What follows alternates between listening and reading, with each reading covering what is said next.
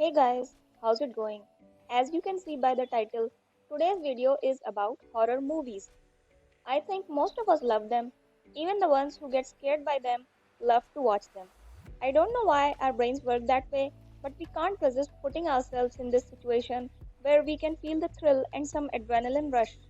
Before I go any further, if you haven't already, please subscribe to this channel and turn on the notification bell if you want a fun, relaxing time.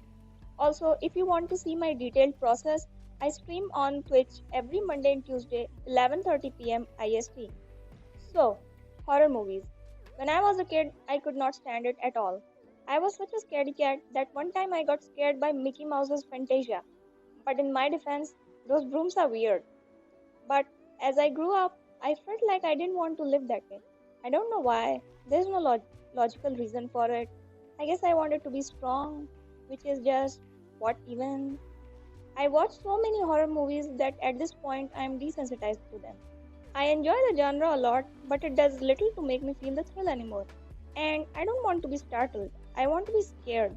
To me, jump scares are a cheap shot because of course you're gonna react profoundly if something comes out of nowhere. Anyone can do that in real life. I don't need to take time out of my schedule, sit 2 hours, only to be startled like 5 times. As far as makeup and CGI goes, it used to bother me when I was younger, but again, I'm desensitized now.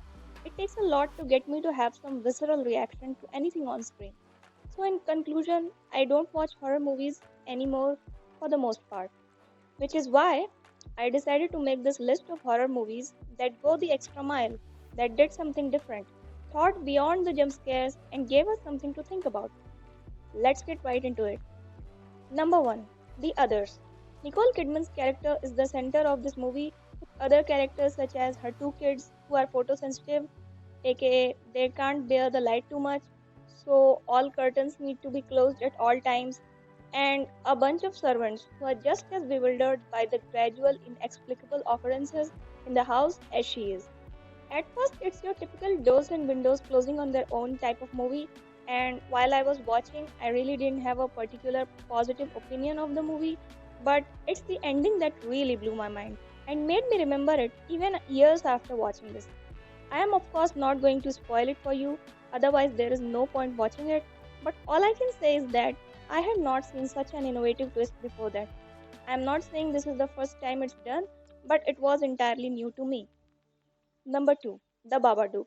This is the movie that genuinely scared me like a kid after so long. I don't know why, there is nothing over the top in this movie. It's simply a mother and son being haunted by this demon. But I am putting it in this list because the voice and face of the Babadook just makes me so uncomfortable. I quit watching it in the middle of it because I was so disturbed by this creature and I almost didn't want to complete it at all. But somehow I did.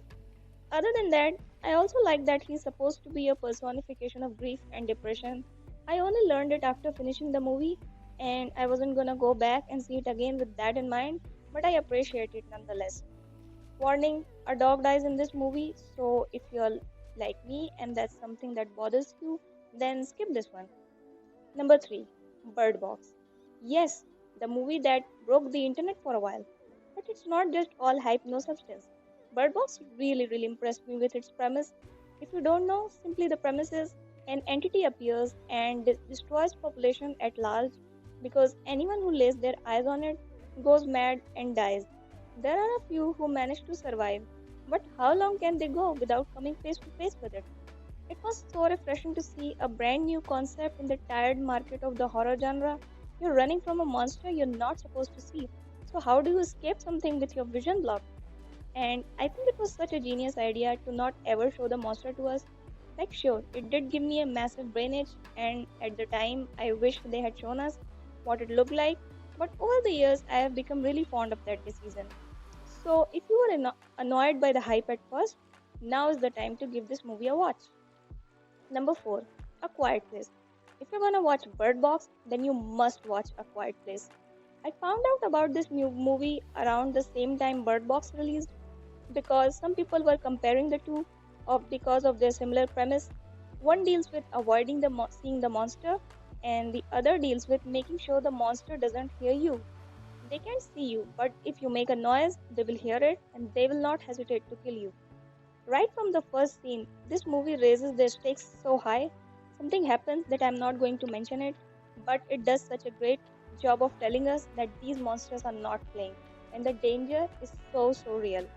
The rest of the movie has this tension of you being on the edge of the seat, rooting for this family to not get caught up by one of these monsters. I personally call A Quiet Place a horror masterpiece, so I cannot recommend it enough.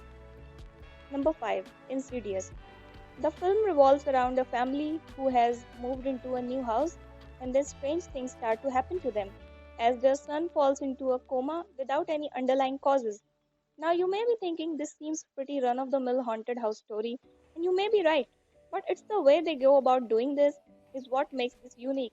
The direction and camera work of this movie is also pretty amazing. I'll admit, I like the jump scares in Insidious, but only because they literally come out of nowhere. They don't give you any sort of audio or visual cues to suggest that you should brace yourself for what's coming. They truly just spring it on you in the middle of a pretty average scene.